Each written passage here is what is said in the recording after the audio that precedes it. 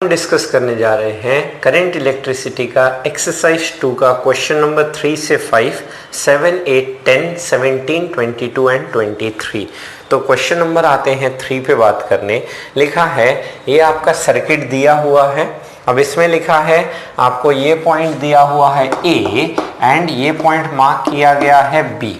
अब यहाँ पूछा है current in the 5 ohm resistor, इस रेजिस्टर में कितना करंट होगा। तो हम पूरा इक्विवेलेंट की बात करें तो ये 3, 4, 3 करके कितना हो गया 10। ये 10 इस 10 के साथ कितना आ गया आपका, है ना। अगर बात की जाए पैरेलल में हो गया 3, 5 हो गया। तो ये 10 इस 10 के साथ 5 हुआ, फिर यहाँ फिर 3 यहाँ पड़ा हुआ है आपका, ये है 2 और फिर हम क्या बोल सकते हैं, फिर ये आपका बना हुआ है 10 और फिर यहाँ पे है आपका 5 ओम रेजिस्टर। फिर ये बैटरी रही 28 वोल्ट और नीचे रहा फिर से आपका 4 ओम रेजिस्टर। अब फिर 5, 3, 2 करके 10 हो गया। ये 10 इस 10 के साथ फिर पैरेलल में आया तो 5 हो गया। तो यहाँ से हम क्या बोल सकते हैं, ये बैटरी रहा, यहाँ 5 है, यहाँ इक्विवेलेंट इन दोनों का 5 और नीचे पड़ा हुआ है 4। तो 5, 5, 4 और बैटरी है 28 वोल्ट की। तो सबसे पहले मैं बात करने जाऊं इसमें 5 ओम, इस 5 ओम में कितना करंट आया। तो ये करंट की वैल्यू हम निकाल सकते हैं। तो ऑप्शन ए अगर मैं चेक करने जाऊं तो I is equal to V divided by total resistance is equal to 14। तो ये करंट आया 2 एम्पियर। तो पहला ऑप्शन पूछा है current in 5 ohm resistor is 2 ampere, correct answer हो जाता है। नेक्स्ट हम बात करते हैं current in 5 ohm resistor is 1 ampere, B option गलत हो गया। फिर आते हैं potential difference VA minus VB निकालना है। इस A और B के अक्रॉस हमें क्या कैलकुलेट करके देना है, लेट्स से पोटेंशियल डिफरेंस। तो मैं क्या बोल सकता हूं कि ये जो आपने 3, 4 का इक्विवेलेंट इसके साथ 10 करके 5 किया था, तो ये पॉइंट कितना है, ये पॉइंट अभी भी A रहा और ये पॉइंट कितना रहा, B रहा। यहाँ से कितना करंट निकला है, यहाँ से निकला है 2 एम्पियर का करंट। अब यहाँ पे 10 ओम है, यहाँ 10 ओम है, ये दोनों पैरेलल में है, करंट इक्वली डिवाइड होगा। मतलब यहाँ 1 एम्पियर करंट जाएगा और यहाँ पे भी करंट क्या जाएगा, 1 एम्पियर करंट जाएगा। करंट में डिस्ट्रीब्यूशन समझ आ गया। अब VA माइनस VB का मतलब मैं ऑप्शन सी या डी चेक करना चाहता हूं। तो VA माइनस VB क्या हो जाएगा, इज इक्वल टू, हम B से A जा रहे हैं तो B से A जाते हुए करंट के अपोजिट डायरेक्शन में जा रहा हूं तो +10 इंटू 1 और यहाँ करंट के डायरेक्शन में जा रहा हूं तो -3 इंटू 1 विच इज 10 माइनस 3 निकल के कितना आया, 7 वोल्ट आया। तो 7 वोल्ट हमारा कौन सा ऑप्शन हो गया सही, सी ऑप्शन। तो क्वेश्चन नंबर 3 का आंसर हो गया आपका ए एंड सी। तो ये रहा क्वेश्चन 3। क्वेश्चन नंबर 4 पे बात करने, ये आपको सर्किट दिखा रखा है। Power supplied by the battery, ये बैटरी कितना पावर सप्लाई करेगा। तो power supplied by the battery equal to V into I. अब बैटरी से कितना करंट निकला ये हम बात करें तो यहाँ से आई करंट जो गया होगा। अब इस आई करंट के पास 2 ऑप्शन है, या तो रेजिस्टेंस वाले पाथ से जाए या स्ट्रेट वायर पाथ से जाए। तो हम बोल सकते हैं जब कोई, है ना, रेजिस्टेंस नहीं है इस पाथ को प्रेफर करेगा। वैसे यहाँ जब डिस्ट्रीब्यूट होगा तो वो फिर से 6 ओम में रेजिस्टेंस है, ये एक स्ट्रेट वायर हो गया तो यहाँ कोई रेजिस्टेंस नहीं, फिर करंट इस पाथ से जाएगा। फिर यहाँ पे आके करंट इस पाथ को फॉलो करके यहाँ से होते हुए ये करंट जा रहा है। तो यहाँ टोटल करंट क्या बोल सकता हूँ, टोटल रेजिस्टेंस अगर बात की जाए, EMF हो गया 20, टोटल रेजिस्टेंस जो इस पाथ में आया है वो ओनली क्या दिखाई दे रहा है, 2 ओम का। तो करंट कितना हो गया यहाँ पे, 10 एम्पियर हो गया ना। तो current flowing in the circuit is 5 ampere. Option number आपका बी क्या हो जाता है, गलत हो जाता है। बी ऑप्शन गलत हो जाता है। As well as option D में बात करें तो क्या AB वायर में करंट 0 फ्लो कर रहा है क्या, नहीं। AB वायर में कितना करंट फ्लो कर रहा है, 10 एम्पियर करंट फ्लो कर रहा है। तो ऑप्शन नंबर डी भी गलत हो गया। अब बस हमें देखना है आपका ऑप्शन नंबर ए एंड सी। तो ऑप्शन ए की बात करूं तो मैं यहाँ क्या बोल सकता हूं, पावर सप्लाइड बाय बैटरी। तो बैटरी कितना पावर सप्लाई करेगा, V into I. Potential of the battery 20 volt, current passing through the battery 10 ampere, ये हो गया 200 वाट। तो ऑप्शन ए बोला है 200 वाट होगा क्या? हाँ 200 वाट सही है। एंड सी ऑप्शन है potential difference across 4 ohm resistor is equal to potential difference across 6 ohm resistor. तो इसमें कोई करंट पास नहीं किया 4 ओम में, तो 4 ओम रेजिस्टर के अक्रॉस पोटेंशियल डिफरेंस 0 है, तो 6 ओम में भी कोई करंट पास नहीं किया, तो इसके अक्रॉस भी पोटेंशियल डिफरेंस आपका 0 ही है। तो ऑप्शन नंबर सी भी क्या हो गया हमारा सही। ये बोला है 4 ओम के अक्रॉस जितना पोटेंशियल है वही 6 ओम के अक्रॉस है, तो इसका आंसर हो गया हमारा option number A and C, multi choice है। तो समझ आ गया ये यहाँ तक। नेक्स्ट क्वेश्चन आते हैं, क्वेश्चन नंबर 5 लिखा हुआ है charge flowing through a resistor R varies with time as this total heat produced in the resistance between time 0 से 1/8। तो हीट का फॉर्मूला होता है इंटीग्रेशन I²R dt करके हम बोल सकते हैं। तो यहाँ से आई की वैल्यू बात करूं तो आई हो जाएगा आपका rate of flow of charge dq/dt which is 2 minus ये बन गया मेरे पास 16t करके। अब यहाँ पे मैं देख सकता हूँ उसका स्क्वायर करने का मतलब r तो कांस्टेंट है बाहर आया, ये बन गया 2 माइनस 16t का whole square dt between the time 0 से लेके 1/8 तक में। तो यहाँ पे क्या बोल सकता हूँ r। अब इसका इंटीग्रेशन आपको करना है तो 2 माइनस 16t का होल स्क्वायर किया जाए तो ये है ना चेन रूल लगाते हुए तो a³ 3 फिर t का कोफिशिएंट -16 डिवाइड कर दो और यहाँ पे टाइम कहाँ से कहाँ है 0 से लेके 1/8 तक है, तो ये आया -48। तो r बाय -48 अब लिमिट लगाओ, पहले 1/8 रखूंगा तो 2 माइनस 2 हो गया 0, फिर लोअर लिमिट 0 रखते हुए दिस इज 2 का पावर 3 या 8 6 जा 48 माइनस r/6 माइनस ये बता रहा है कि लॉस हो रहा है, तो r/6 that is option number A is the correct option, r/6 joule करके। तो ये क्वेश्चन 5 का सॉल्यूशन। यहाँ तक स्क्रीनशॉट नंबर 7 पे बात कर रहे हैं, ये सर्किट दिया हुआ है। अब लिखा है consider an infinite ladder network shown in the figure, voltage V is applied between points A and B। इसको A मार्क किया, इसको B मार्क किया, इसके अक्रॉस कितना पोटेंशियल अप्लाई किया गया है, B पोटेंशियल अप्लाई किया गया है। This applied value of voltage is half after each section, her section के बाद आधा हो गया। अब इसको हम रेफरेंस के तौर पे 0 वोल्ट बोल देते हैं, तो ये वोल्टेज हो गया V करके। अब ये सभी जो है ये स्ट्रेट वायर है तो ये सभी वोल्टेज 0 हो गया। अब हर एक सेक्शन के बाद आधा हो गया, मतलब ये V है तो ये कितना हो गया V/2, ये V/2 हो गया तो ये कितना हो गया V/4, ये V/4 हो गया तो ये कितना हो गया V/8 करके। अब मुझे पूछा है R1/R2 का रेशियो क्या होगा, तो मैं इस पॉइंट के अबाउट अगर KCL लगाऊं V/R है ना, तो हम क्या बोल सकते हैं I1 plus I2 plus I3, इन दोनों करंट का सम कितना हो जाएगा 0। I1 प्लस I2 प्लस क्या लिख दिया जाए I3 इक्वल टू 0। तो potential difference V minus V/2 ना delta V divided bye R, R कितना हो गया यहाँ पे R1। उसी तरह से यहाँ से यहाँ के बीच लगाते हो तो प्लस बाहर जाते हुए सभी करंट बाहर जाते हुए तो फाइनल माइनस इनिशियल करता हूं तो V/4 minus V/2 divided by यहाँ पे भी क्या पड़ा हुआ है R1, और यहाँ से लिख सकता हूँ 0 माइनस ये पड़ा हुआ है V/2 डिवाइडेड बाय डिनोमिनेटर में पड़ा हुआ है R2, इन सभी का सम कितना आ गया 0। अब यहाँ से देख सकता हूँ ऊपर है V/2 दिस इज R1, यहाँ पे ये हो जाएगा माइनस ना V/4 ये बन के आया R1 और ये है माइनस V/2 इंटू क्या बना हुआ है R2 इक्वल टू 0।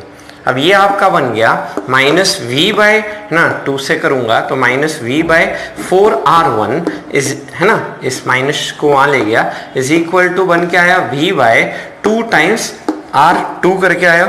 तो ये जो रेशियो अगर हम बात करें ये माइनस V/4 R1 है ना is equal to minus V/2 R2। यहाँ से मैं क्या बोल सकता हूँ रेशियो के टर्म्स में बोलूँ V से V कैंसल तो मैग्नीट्यूड वाइज आ गया 4 R1 is equal to 2 R2। मुझे R1/R2 के रेशियो की बात करनी है, यहाँ से R1/R2 का रेशियो निकल के आया 1/2 करके। 1/2। देयरफॉर ऑप्शन बी जो है इस क्वेश्चन का सही आंसर हो जाता है। तो ये रहा क्वेश्चन नंबर 7। आपको बस केसीएल लगाना था और माइनस बस ये बताएगा कि यहाँ से करंट बाहर नहीं, यहाँ से करंट अंदर की तरफ जा रहा है। तो मैंने यहाँ रेशियो बात करना था, मैग्नीट्यूड करके हम कैलकुलेट कर सकते थे। यह क्वेश्चन 7 का सॉल्यूशन यहाँ तक स्क्रीनशॉट। क्वेश्चन आते हैं 8 नंबर। सभी का रेजिस्टेंस आर दिया हुआ है, ए और बी के बीच इक्विवेलेंट रेजिस्टेंस पूछा है। तो ये रेजिस्टेंस आर, ये रेजिस्टेंस आर, ये आर है ना, ये सभी रेजिस्टेंसेस आर दिए हुए हैं। अब हम क्या कर सकते हैं, हम बोल सकते हैं इन दो आर का सीरीज में है 2r हो गया, उसी तरह से ये 2r सीरीज में होके 2r हो गया, और ये 2r इस r के साथ और ये 2r इस r के साथ पैरेलल में होने चले गए। तो यहाँ से हम बोल सकते हैं इक्विवेलेंट रेजिस्टेंस की अगर बात की जाए तो इस a और b के बीच में बात करना चाहता हूँ। ये तो r हो गया और ये भी r पड़ा हुआ है पॉइंट a और b के बीच में। अब ये जो इक्विवेलेंट यहाँ पे आएगा और वैसे ये जो इक्विवेलेंट यहाँ पे आएगा, तो 2r और r का इक्विवेलेंट कितना हो जाएगा, 2r into r divided by 2r plus r। उसी तरह से यहाँ पे भी लिख सकता हूँ 2r/3 करके। अब ये 2r/3 और ये 2r/3 आपस में क्या हो गया, सीरीज में, तो ये हो गया 4r/3। तो यहाँ से हम बोल सकते हैं ये आपका पड़ा हुआ है 4r/3, तो यहाँ पे तो ये हो गया हमारे पास 4r/3, यहाँ पे है आपका r, ये बना हुआ है r और ये भी है r, ये पॉइंट a और b का हो गया। अब 4r/3 इस r के साथ अगर बात की जाए तो यहाँ पे हम लिख सकते हैं दिस इज r, फिर ये बना हुआ है r और ये हो गया 4r/3 into r/4r/3 plus r किया जाए तो ये आ जाएगा 4r/3 डिवाइडेड बाय 4/3 प्लस 1 करोगे तो ये हुआ 7/3। तो ये रेशियो आ गया 4r/7, ये बना हुआ है r। अब फिर ये r और 4r/7 a और b के बीच अगर बात की जाए तो ये आपके है ना सीरीज में होते हुए, तो ये बना हुआ है r और यहाँ पे ऊपर है आपका is equal to 11r bye क्या लिख दिया जाए 7 करके। ये इन दो पॉइंट्स ए बी के बीच बात हो रही है। अब ये 11r/7 और इस r के बीच का r इक्विवेलेंट हम लिख सकते हैं is equal to 11r/7 divided by 18/7 करके ना। इन दोनों को ऐड करूंगा डिनोमिनेटर में, तो 11/7 प्लस 1 18/7, ये निकल के आ गया equivalent resistance 11r divided by 18 which is your option number D करके। ये तो सिंपल क्वेश्चन था, पढ़ने लायक था, यहाँ तक स्क्रीनशॉट लो सब। तो क्वेश्चन नंबर आते हैं 10 पे। ये आपका कुछ एक सर्किट दिखाया हुआ है, ये सेल सी रहा, इस सेल का लेट से ईएमएफ अगर ई कह देता हूँ, इसका इंटरनल रेजिस्टेंस कह दिया जाए आर। ये सर्किट कुछ इस तरह से, ये रियोस्टैट है। अब लिखा है diagram shows a circuit used in experiment to determine EMF and internal resistance of the cell. A graph was plotted between potential difference V and है ना करंट I करके, which was है ना varied by adjusting the resistance of rheostat। the graph है ना, ये x intercept x हो गया, y इंटरसेप्ट y हो गया। What is internal resistance of the cell? तो हम क्या बोल सकते हैं, यहाँ से यहाँ तक का जो पोटेंशियल डिफरेंस है वो पोटेंशियल डिफरेंस ये रहा V के बराबर, जो यहाँ बात हो रही है। तो ये V जो होगा, ये यहाँ पे करंट आप वेरी करोगे तो यहाँ करंट जो होगा वेरी होगा, उसकी वैल्यू हम लिख सकते हैं V इज इक्वल टू, क्योंकि डिस्चार्जिंग सेल हो गया तो क्या हो गया E minus I into R करके बोल सकता हूँ। ठीक है, इससे करंट I पास करेगा तो यहाँ से यहाँ तक का पोटेंशियल डिफरेंस इक्वल टू यहाँ से यहाँ तक का पोटेंशियल डिफरेंस। अब हम क्या बोल सकते हैं, ग्राफ किसके किसके बीच है, V वर्सेस I के बीच में। तो V वर्सेस I के बीच में है तो ये ग्राफ क्या बन के आया, -r इंटू आई प्लस ई करके।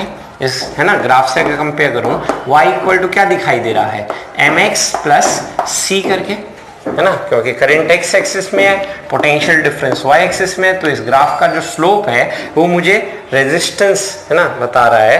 तो अगर इसका स्लोप बात की जाए, tan थीटा निकालना है तो ये आपका आया 180 माइनस थीटा। स्लोप मेरे पास है -r, इस -r को मैं लिख सकता हूँ tan थीटा कितना निकल के आएगा, tan थीटा माइनस r, मुझे इंटरनल रेजिस्टेंस यही r पूछा है। तो tan थीटा निकालना इस ट्राइंगल से, tan 180 माइनस थीटा पड़ा हुआ है is equal to perpendicular by base that is minus tan theta is equal to लिख सकता हूँ y बाय x तो यहाँ पे tan थीटा की value -y/x is equal to r, यहाँ से कहा जा सकता है इस सेल का इंटरनल रेजिस्टेंस निकल के आ गया आपका y/x which is your option number D. तो ये आपको बस ये ग्राफ को रिलेट करना था y equal to mx plus c से और देखना था जो स्लोप है इस लाइन का वो कंपेयर करना था। तो ये है क्वेश्चन नंबर 10 का सॉल्यूशन 19 पे।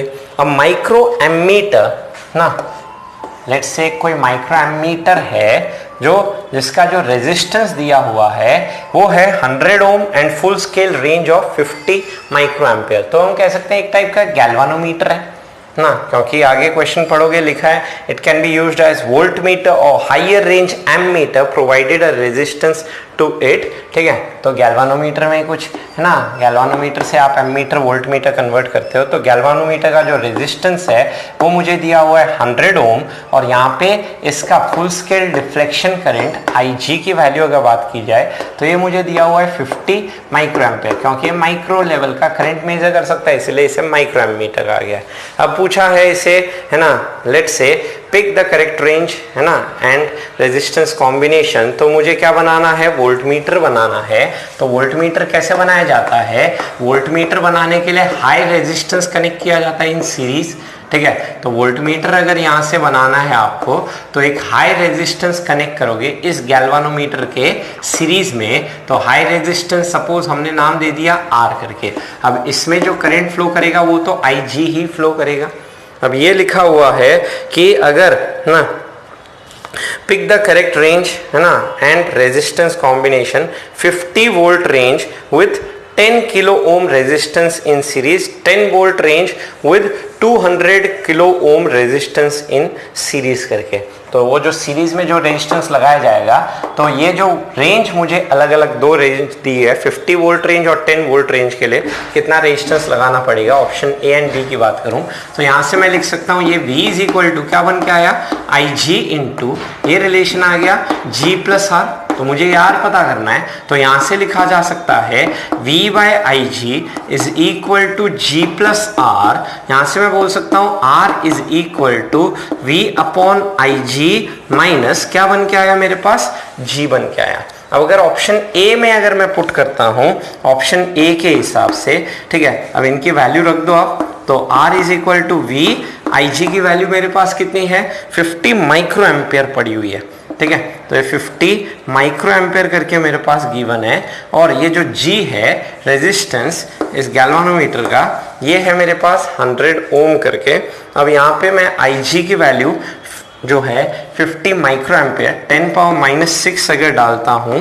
अब option number A and B से अगर हम देखने जाएं, option number A and B में बात किया है तो फर्स्ट 50 वोल्ट अगर लेट्स से 50 वोल्ट अगर डालते हैं तो ये 10⁻6 आ गया। फर्स्ट ऑप्शन 50 वोल्ट अगर V की वैल्यू 50 वोल्ट डाली जाए तो इसके हिसाब से R की वैल्यू कितनी आएगी, तो ये 50 से 50 कैंसल 10⁻6 लगभग 10⁻6 आया। 10⁻6 ओम, इसको किलो ओम में क्या बोल सकता हूँ 1000 kilo ohm. 10⁻3 into 10⁻3 ohm that is 1000 kilo ohm. तो ऑप्शन नंबर ए तो गलत हो गया ना, यहाँ 10 किलो ओम बोला है वो गलत। अगर 10 वोल्ट अगर है ना यहाँ पे V की वैल्यू अगर मेरी हो जाए 10 वोल्ट करके हो जाए तो ये 10 हो जाएगा। तो यहाँ पे 10⁻6 डिवाइडेड बाय 5 दैट इज 200 ना, हम बोल सकते हैं 2 इंटू 10 ये 1/5 इंटू 10⁻6 दैट इज 2 इंटू 10⁻5 आया दैट इज 200 इंटू 10⁻3 कर दिया जाए ना। तो 10⁻3 जो है वो कितना हो जाएगा 200 इंटू 10⁻3 इज 200 किलो ओम। तो ऑप्शन नंबर बी हमारा सही हो गया।